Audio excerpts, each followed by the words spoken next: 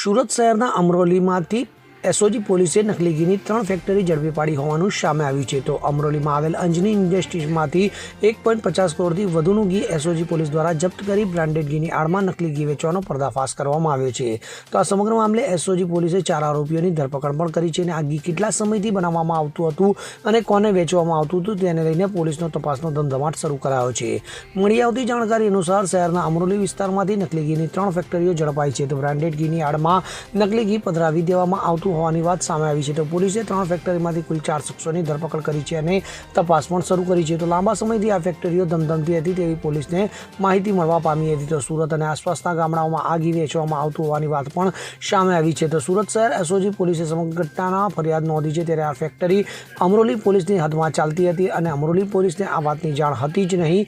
અને જો જાણ હોય તો તમારી પોલીસ કામગીરી કરતી નથી એ દેખાઈ આવ્યું અને જાણ હતી તો શું હપ્તા લેવામાં આવતા હતા?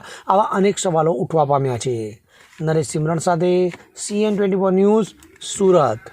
હવે જુઓ દેશ દુનિયાની તમામ ખબરો તમારી આંગળીના ટેરવે. ઉઠાવો મોબાઈલ અને Google Play Store પરથી ડાઉનલોડ કરો અમારી CN24 ન્યૂઝ મોબાઈલ એપ.